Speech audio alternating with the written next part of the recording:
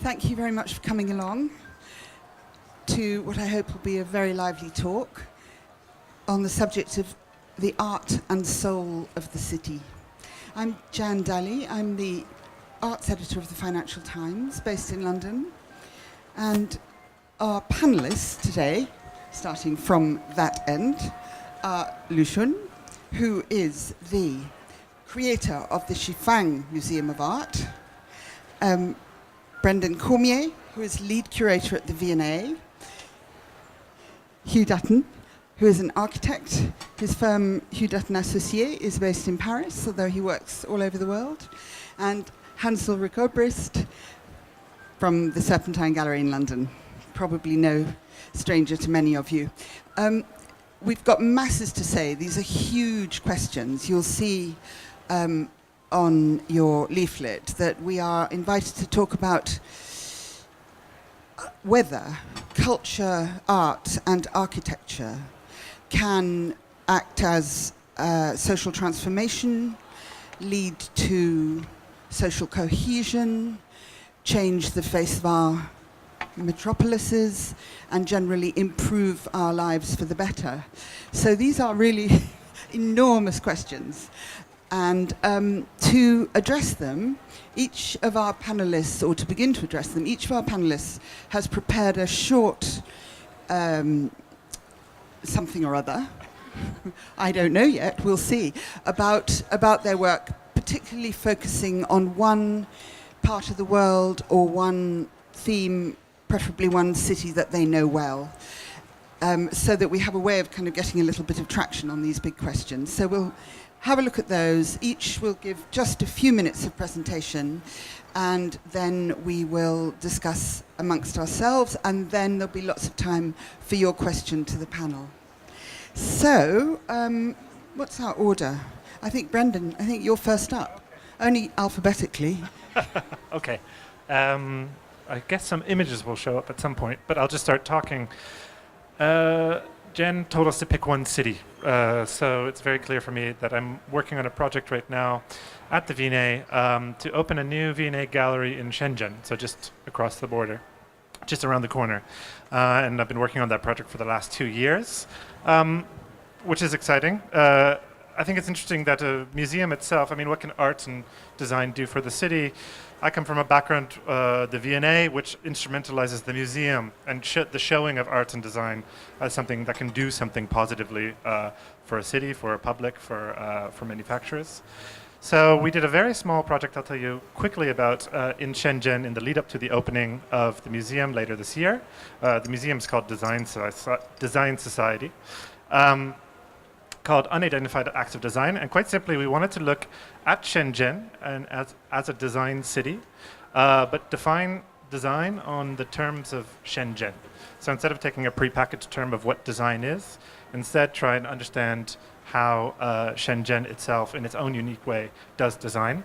And to look at that, you have to look really at their vast manufacturing landscape. If you look only at design studios per se, you see a city that's a relatively okay design city, but not phenomenal. And we're looking at ways to make a city exceptional in its own right. So this is the Huaqiangbei Electronics Market, where you have lots of, let's say, design talent in the form of people who can hack into a phone and turn it into a walkie-talkie, or turn a microphone into a portable karaoke machine. So there's lots of interesting things going on there. That we normally wouldn't call design, but in fact there's a lot of creativity happening. So essentially this project we looked at 8 different stories. This is a knitwear sampling factory where you have technicians working on translating designs. This is a guy who started his own DIY robotics company. And so this is WeChat, of course. We're looking at WeChat as a design phenomenon. And I think it's an interesting way to kind of reverse engineer the term design to make it fit a city, and then have that help then lead the path or define what one might do as a design city in the future, let's say. Is that a good intro? Yes, I think that sounds fascinating. Yeah. You can all see the screen? Yeah. Okay. Yeah. We can't, but that doesn't really matter. Hugh, I think you're next, please. Yes, hello, thank you, Jen. It's a pleasure to be here. I'll talk about something very different. It's when it appears. First of all, I've designed the lounge here for Swire Properties. It's been a pleasure to work with Swire.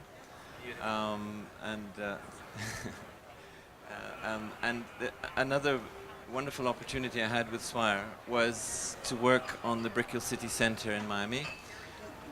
Is it? It's on? It's on? It's okay? Okay. Oh, sorry, I got a little voice. Okay. It's in downtown Miami. That's the site before the intervention. It was just, I remember it as an open, featureless landscape with just cars, no pedestrian life whatsoever. And Swire's intervention, on which I had the opportunity of working. Is it going to give the next slide? Okay. Oops, what have I done? It's gone. Did I turn it off? There we go. Sorry. They made this massive intervention in downtown Miami, which was primarily just office buildings and housing. And the Swire project was very bold, bringing mixed-use commercial shopping, F&B, cinemas, cultural activities. And the project is, it's by Arquitectonica, and we were employed to do a roof over a street, which I'll show later. So there's two very big towers of apartment buildings, a hotel, and smaller office buildings on 3 or 4 levels of retail. So what Bernardo Fortbrescia of Arquitectonica's idea was to fuse together 3 city blocks with an elevated pedestrian street. So in so doing, tying 3 city blocks together and bringing in the pedestrian activity that goes with it. But he also had this idea of creating a microclimate and we were very honored to be asked by Swire and Bernardo to do this. The blue portion is the climate ribbon. And what it is it's a glass shelter, but because the development spans 3 city blocks, they weren't allowed to put facades and glass, facades in it. So it had to be open air. So the challenge of having an open-air shopping street sheltered in Miami is quite a challenge because of the heat and the sun. So the project simply is a response to creating this microclimate. We formed the roof to capture the breezes off the harbor, and we used sun studies to create a sort of a fluid movement of sunshades. From my view, also symbolize the environment because with the fluidity and the way that they tie in together in complementary contrast to the buildings. So it's creating.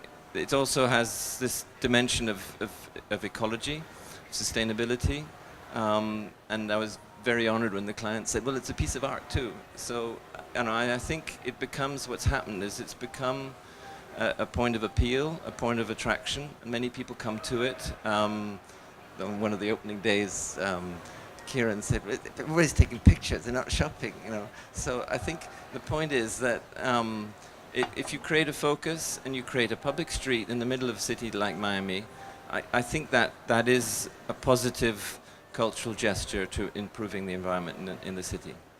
So I'll pass it. Thank you.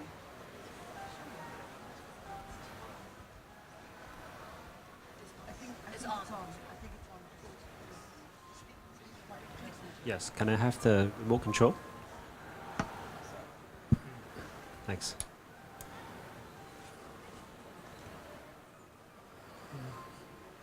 All right, so I am background is a real estate developer, and on the side I collect contemporary art. So 10 years ago, we were giving a piece of land outside of Nanjing to develop. We thought the best way to develop the land was to commission architects, different architects from around the world, or the best ones, to each one taking a piece of land and to do a piece of architecture. So I have a lot of pictures, I'll just go through. So this, each building has its own function. This one is a contemporary art museum, which we inaugurated in 2013, has been running a continuous program. Liu Jiakun, who did the hotel, is one of the best Chinese architects in his 50s. Some aerial photos. Gary Chen, Hirota Izuzaki, one of the most influential Japanese architects, did the conference center. I'm just going to quickly go through Arturo Sosa's, one of his biggest architectural projects before he passed away in 2007. This one is close to completion this year. Zhou Kai, who's based in Tianjin. Sana, who's based in Japan, who got Pritzker Prize in 2010, and Venice Biennial curator in 2011. I'm commissioning 3 artists to work alongside their architects so that the artworks are embedded in the architecture. So it will be finished end of this year. Zhang Lei is a local Nanjing architect. He teaches at Nanjing University. Matthias Klotz, who's an amazing architect from Chile. One of the best architects for house design, private house. And David Ajay, who did this amazing half artist studio, half living space, so that a lot of artists come to do residences while they can invite their friends and family to entertain them at the other living compound.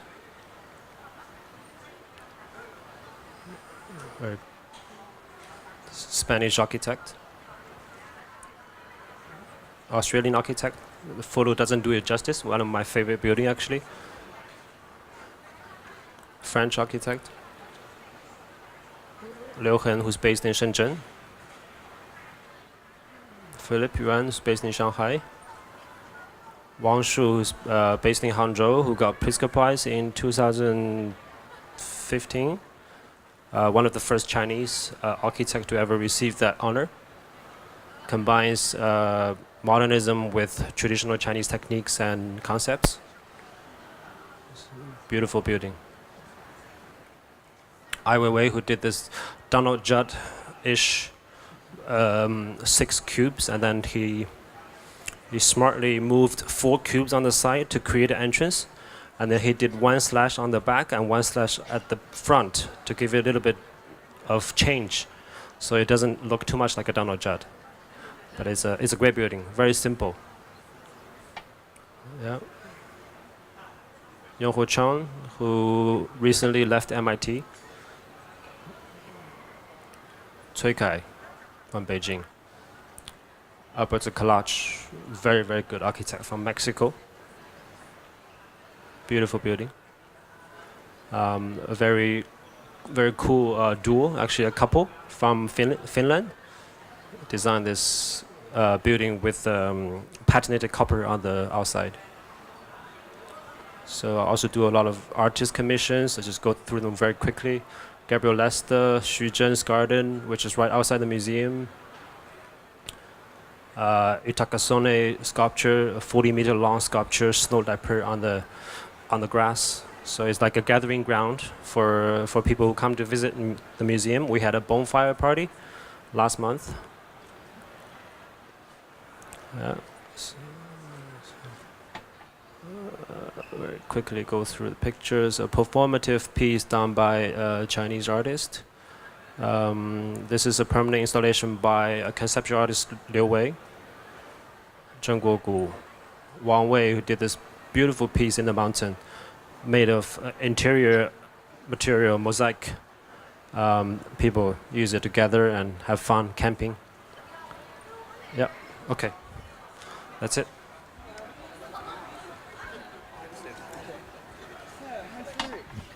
This is an extraordinary tour de France. Congratulations. Extraordinary. Thank you. Thank you very much. Very, very happy to be here, and of course, very delighted about this partnership between Swire Properties and the Serpentine Gallery, which brings us to the topic here, because we actually have this architecture art collaboration with the Zaha Hadid exhibition, which we inaugurated last Friday here in Hong Kong. And of course, that has a lot to do with art and soul of the city, because if we look at Zaha's project for Hong Kong, the Peak is an extraordinary way actually of dealing with this topic. And Zaha Hadid is very instrumental for the Serpentine. She was for more than 20 years a trustee.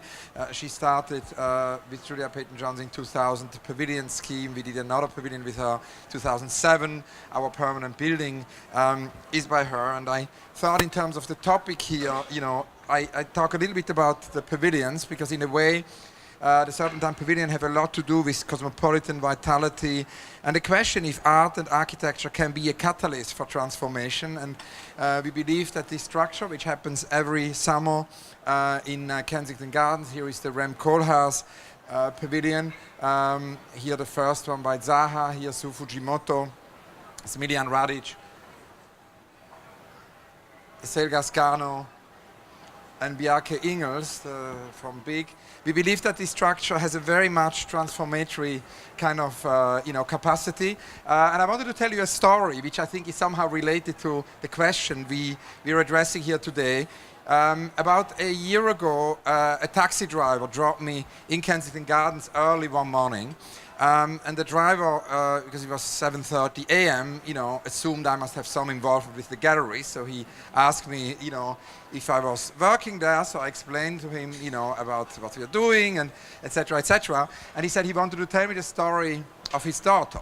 So when we had the Selgas Kano Pavilion the year before with this very colorful, pavilion, he said his daughter actually dragged the family into the pavilion, and he said he would never ever think that an art or architecture exhibition would be for him.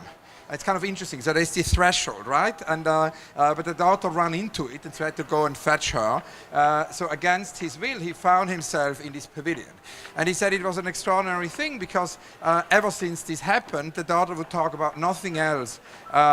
She would be transformed and would talk about nothing else but architecture, would read books about architecture, most likely wants to build cities for the future, wants to make the world a better place. And in a way, I think that is an answer to this question. The answer is very simple. It's yes. Yes, architecture and art can be, an amazing catalyst. I think the question we need to ask ourselves is that we remove these thresholds. For this very reason, of course, free admission is absolutely key. Free admission, because if we had only charged £1, this daughter's life would not have been changed, because she would never have made this experience. So the idea, particularly in a society of ever-increased inequality, free admission is absolutely key. Gilbert and George say, art for all. We say architecture for all. The pavilions happen every summer, are visited by approximately 200,000 visitors, so they're visited, by more people than the Architecture Biennale in Venice. It's a truly very public platform, and we believe the same thing is true for art, this idea really of access. We are working this year with Francis Carey. Jana Peel and I, together with our teams, injected a new system that we actually, it's not a competition, but we are asking several offices to make suggestions, so that we basically then, together with our advisors, actually David Adje, whom you mentioned in your previous speech, and Richard Rogers, then can make a selection. Together we chose this scheme for the first time ever in the Serpentine Gallery's history. It will be an African pavilion. The extraordinary architect Francis Carey, who grew up in a village in Burkina Faso, then came to study in Germany, and has from the very, very beginning been interested in architecture as building community. And I think he's very relevant for the question here today, because his architecture is a catalyst for social transformation. He built schools together with the German artist Christoph Schlingensief. He built an entire village in Burkina Faso to transform society. You could say it's almost like a social sculpture in a Joseph Beuys, kind of sense. So he is the perfect architect for such a transformatory experience. He will make also a pavilion which will involve the audience in terms of participation. There will be, for the first time, not only our park nights where we invite artists and architects to do events in the pavilion, but there will be a lot of community groups taking over the pavilion. So we will give the pavilion every week to groups who can self-organize their event and use the pavilion of Francis Carey as a kind of a community building tool. Well, thank you so much, all of you. What a fantastic range of projects. Very, very impressive. I think that I don't think that our question is much of a question, as Hans already said. I think we all already think that the answer is yes, and we probably wouldn't be here if we didn't. So maybe we can find somebody who can argue the opposite, but good luck with that. We know that this can happen and does happen. So I suppose the question we're really asking ourselves is how, and how best it can happen. I think there are elements, one of them actually everybody brought up, but Hans Ulrich in particular, the question of access. It isn't about the fact of art and culture and good architecture existing in our cities. It's about public and free access to it. And I think there's another element too, which is time. It's about how time plays a part. About. Oh, all right. I will. I'll keep going. So I think that it.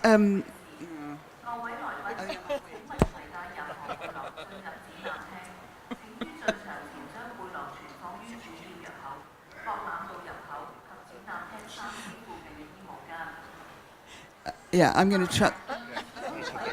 Okay. Right, you want it in French next? We'll do French. We could do French. Yes. I'm sorry. That kind of put me off my stride. What was I saying? Oh yes, about time. I think it's about the growth of our cities as well as about the fact it's all very well building things. They have to embed themselves. We have to then assess them.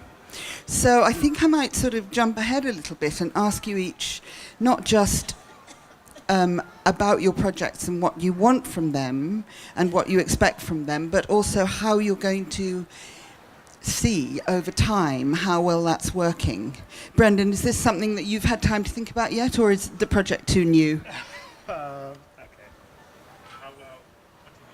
Well, how are you going to assess this project? I mean, the transformational value is something that we all believe in, and we work hard for it, and we design it in at the beginning. But then, does it work? Because they don't all work.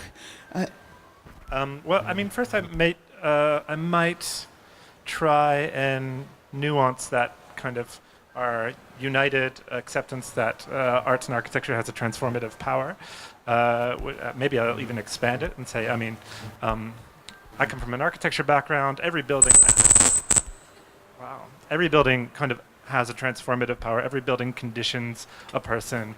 There's a whole set of signs and signifiers that tell you which way to go, how to enter. So every day we're negotiating with architecture and being conditioned by architecture. So the very architecture around us is already transforming in a certain way.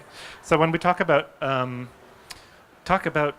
projects about making architecture that has transformational power, we're talking about creating exceptional spaces. So exceptions to the transformations that are already ongoing.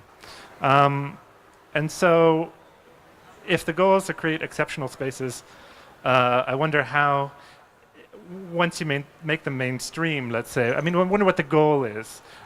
You can have minor kind of exceptions, but then when the exception becomes the rule, does it become something we talk about in general in a space like this? I would say quickly about working in Shenzhen. I mean, the big goal with Design Society, the new museum there, is to help and develop a design culture that already exists.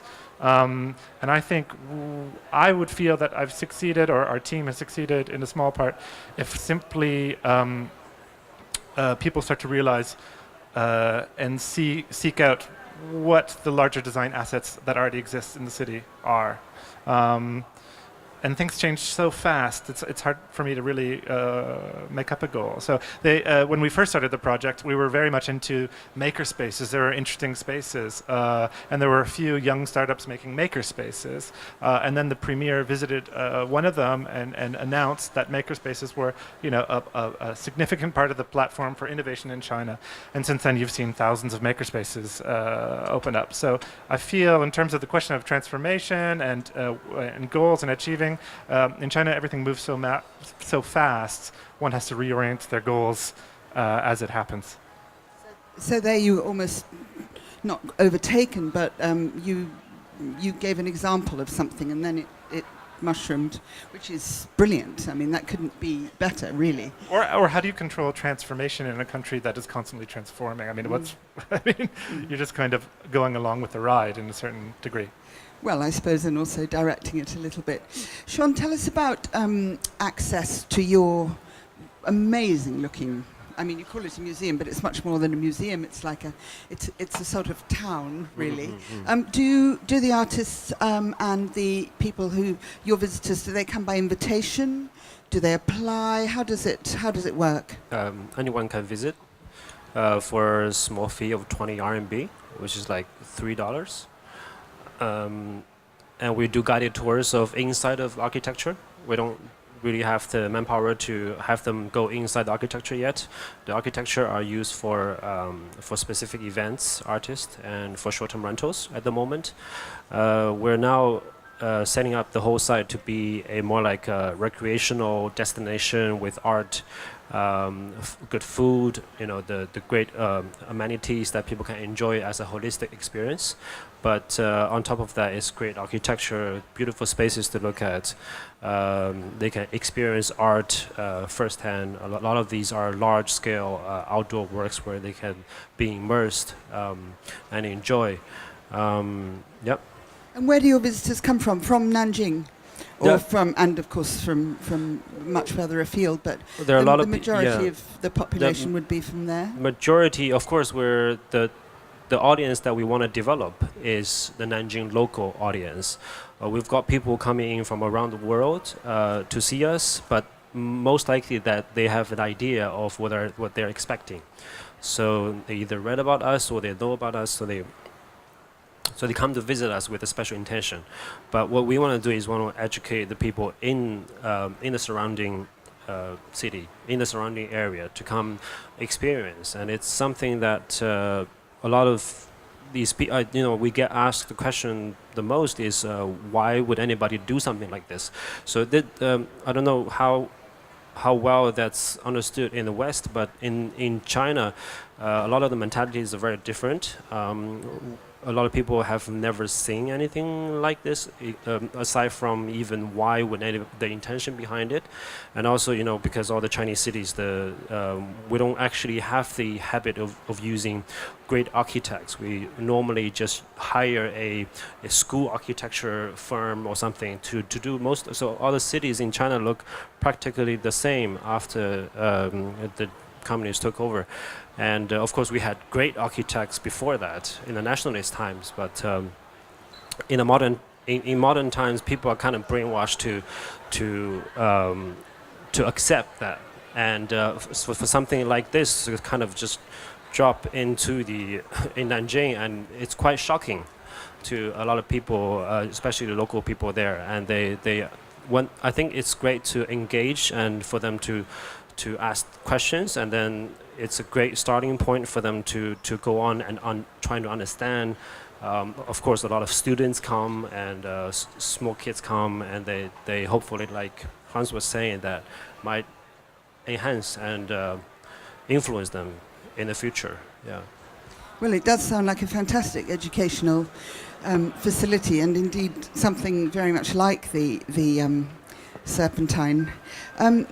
Hugh, your project, it seems to me, your beautiful-looking ribbon, I must say it does look fabulous. It actually changes people's behaviour. I mean, you've made it possible to walk in a city where it is almost impossible to walk. Well, I've found that in Miami. Mind you, it's pretty impossible to walk out just right out there too. But tell us about that. I mean, can you actually see behavioural change?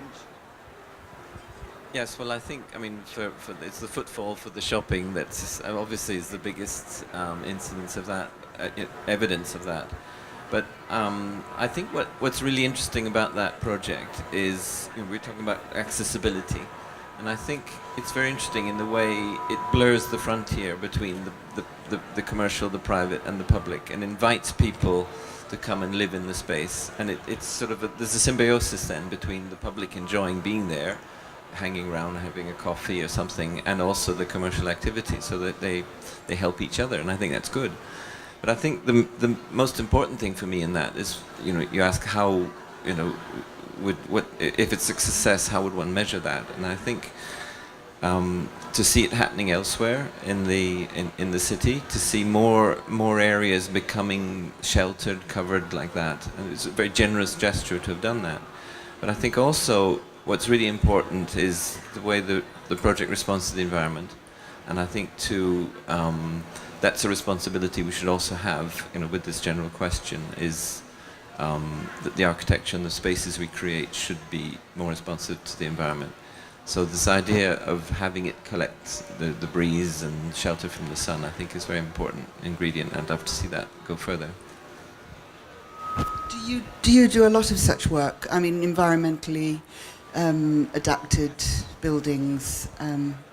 Is that very much part of your practice? Yes, we do. We're always conscious of the environment, but this one was a real special. We don't get to do climate ribbons every day of the week, which, you know, I'd love to do more, but it is something it's very, very, very conscious about. Yeah. Thanks for sharing this. Well, maybe a climate ribbon in Kensington Gardens if global warming continues at the same rate. It is a fantastic programme, the Serpentine programme. I think for all of us actually in London, it's been really educational, the pavilions, because I've seen work by architects whose work I didn't know.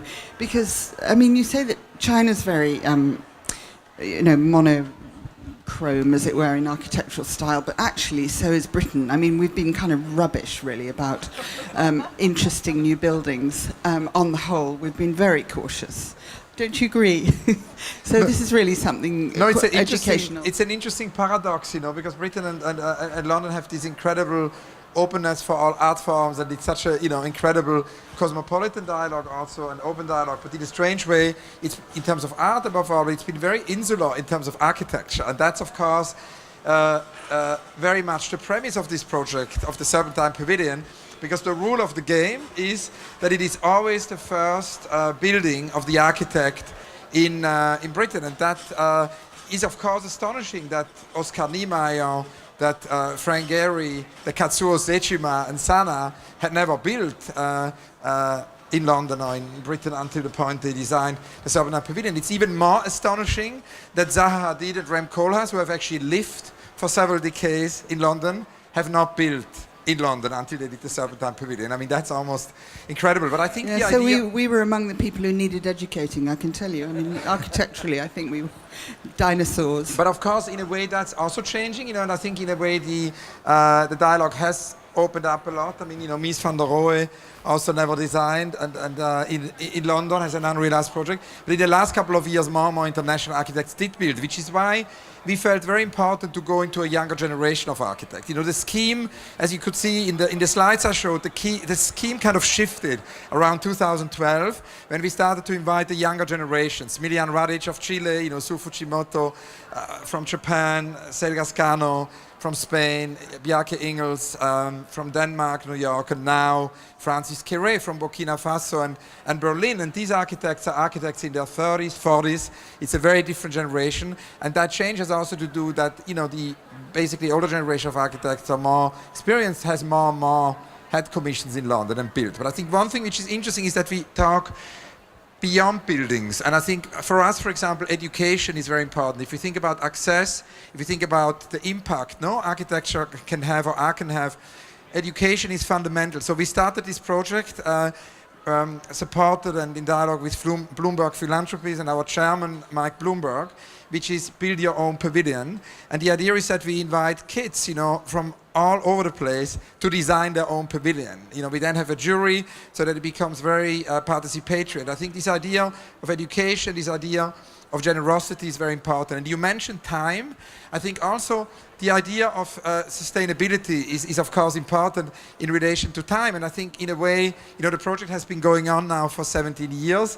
The idea is also that the pavilions always find a second home, a third home, so that nothing is thrown away.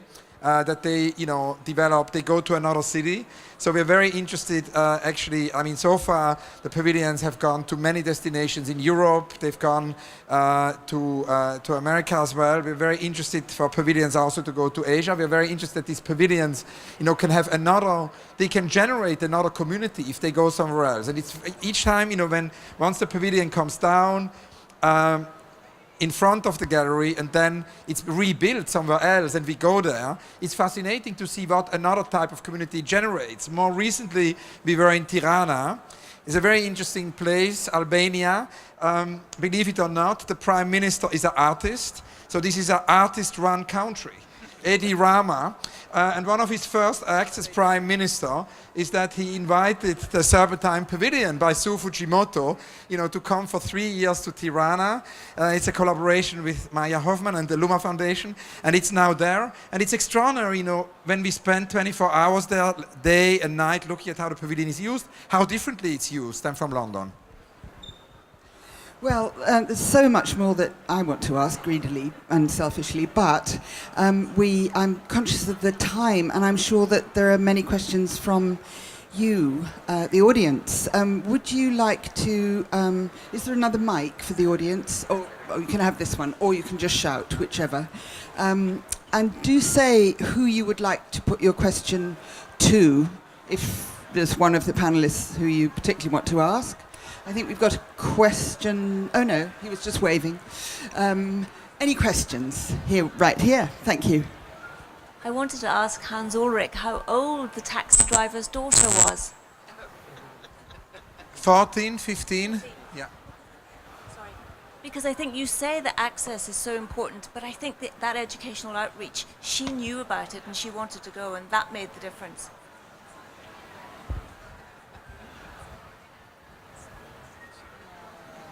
Yeah, nothing could stop her, right? Have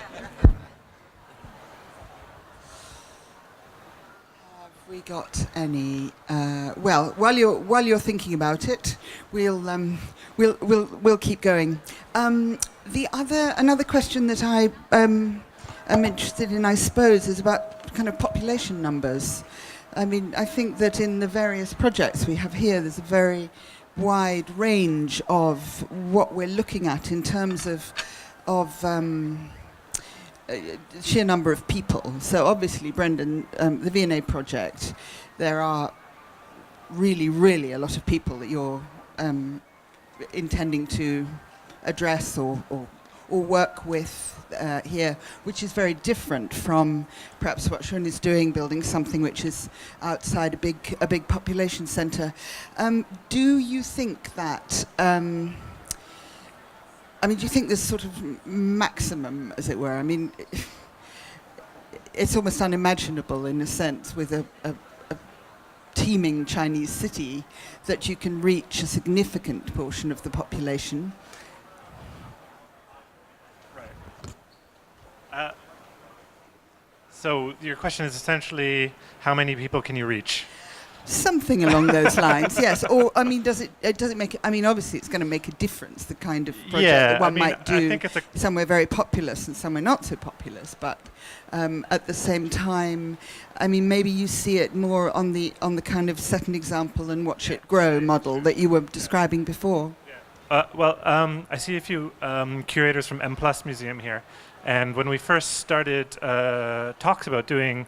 that there would be a design museum in Shenzhen.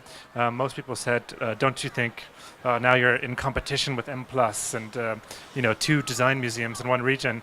And then you say, well, there's 45 million people in this region. I think they can handle 2. It's not a big deal. But that question is essentially the great kind of quantitative versus qualitative question, like, and I was just having a conversation earlier with our head of press about that. I mean, we talk about audience numbers, and those are great, but audience numbers isn't the be-all and end-all, and there's a certain kind of, can you get the right people, can you influence the right people to do things, to make a positive change? That is a much trickier one to answer, and a much trickier one to show to the board members that you're doing positive things. But it's the one that you should really go after. So anecdotally, sometimes you hear stories about somebody who saw a show, and that inspired them to do A, B, or C. And those are the experiences you want to be triggering. And it's not generally about reaching all 45 million people in the PRD, but getting the right people to come, and the people who are going to be inspired and do something with it. I think museums do better in packs, actually. I think they rather like company. I mean, it's always better to have a few clustered, don't you think? Maybe that's because Hans Ulrich and I both live in a city where we've got an awful lot of them. Actually, you too come to that. Londoners know all that. And I was... I also wanted to ask a question, maybe to any of you would like to answer it. We've talked about the way in which we can improve people's access to art and architecture and design. But if we take the question at a even wider level and think about whether that then goes on to improve their lives in a much wider way, in other words, whether this really has a transformational effect beyond the fact of experiencing. Obviously, you can't quantify what it is to feel that, but I think that's the biggest part of this enormous question that we were set today. And Hans-Ulrich, you've picked up your microphone, so come on. No, I think it's a very interesting question, because also, in a way, I think it has a lot to do with the fact that we create spaces in cities where people are not obliged or even invited to consume. And I think that this idea of free space is very important. It connects again to access. And if you think about the pavilion, I mean, the Serpentine Pavilion is one of the densest used structures in London you can imagine. I mean, at 5, 6 in the morning, the joggers come, and it's always interesting to see how they use it. I mean, with Frank Gehry, it was a heaven for stretchers, and and every year. Then, of course, the dog walkers. We have a very important, significant, number of visitors are dogs, in Kensington Gardens. So there is a lot of, but then a lot of people just use it to do meetings, impromptu meetings. And for example, the pavilion you saw initially by Rem Koolhaas, he reflected that so that people actually could, in a DIY way, move the furniture around. They could build towers, they could build big sofas, they could do tables, so people came there and 20, 30 people could have a meeting. But you don't have to rent the space, it's free. Of course, there is a possibility to have a coffee if you want. And I think this idea, and then in the evening, people can, it's a meeting spot, and at a certain moment, of course, there are events. And I think this idea that we have spaces also which are not prescribed, where people can, in a very free way, make encounters and in a way find out how to use a structure is very, very important. And to do that, I mean, ideally it would be 24 hours. The park, closes for a couple of hours at night, so then the pavilion is not accessible. But ideally, it's 24 hours. So for example, in Tirana, it's 24 hours access now, the Su Fujimoto Pavilion. Well, that's that's lovely. That really is build it and they will come. We've got a question here. I'd like to ask a question about the pavilion in Tirana in comparison to the one in England. How you suggested that people were using it differently in Albania as they do in England, Hans. How is that so? Do you think it's because of the political regime, that it was an ex-communist country, or is the culture just different entirely, or how is it used in that way? Yes, I think what happened in Tirana is also an enormous density of events that actually a lot of people, because they're in the city, want to use it. Edi Rama told us that they have a huge number of demands of people who just want of all kinds of events. So it became a space which is, I mean, in London there are sometimes events, but we very much so far have wanted people to kind of discover it on their own. We didn't want to sort of organize it too much. And I think there'll be many, many more events. And as I mentioned, we are also changing in this regard, because Jana, Pien and I feel it's very interesting to actually have really communities take over the pavilion, because I think in a way, there is a limit to top-down programming. And if we think about actually art and the soul of the city, London has a night czar now. It's basically a night mayor. Sadiq Khan hired a night mayor. They can't call him or her the night mayor because that would sound too much like nightmare, so it's called the night czar. And it's an extraordinary new position. And we met with, the night czar, she's mapping communities all over London, who actually, occupy and use London at night time. And I was so fascinated by that. So Jana and I feel it's going to be very, very interesting to not do kind of too much top-down programming, but to actually really invite these communities to do something with the pavilion. And I think there is a huge potential for that. I think in terms of institutions to kind of, and it again leads us back to generosity. I think generosity is the key medium for the 21st century, 22nd century.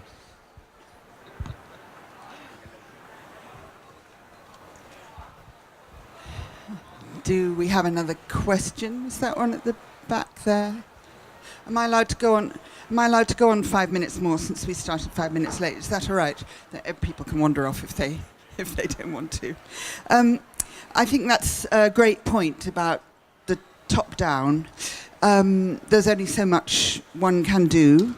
I think it sounds as if in the Chinese cities in particular, you're thinking about the extraordinary kind of natural talent, as it were, that people will latch onto things and do that sort of thing incredibly fast. And Sean, your artists and others are creating their own projects within your space.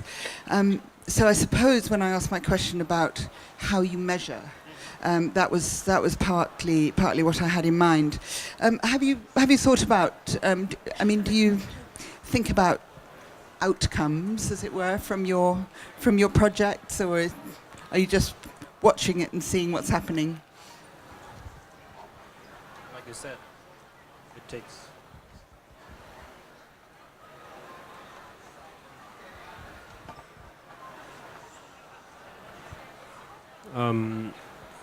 It takes time, right? So I think what we know is that there's the chance to change people's minds, to change the way they view things, and that's enough for now. That's all we can control. So we don't want to do something that what they sing every day or would do, but something that gives them a little bit of stimulus to think about things, to move around, and then to maybe try something new. I think that's all that's enough for now, and whatever happens in the future, we have, yeah.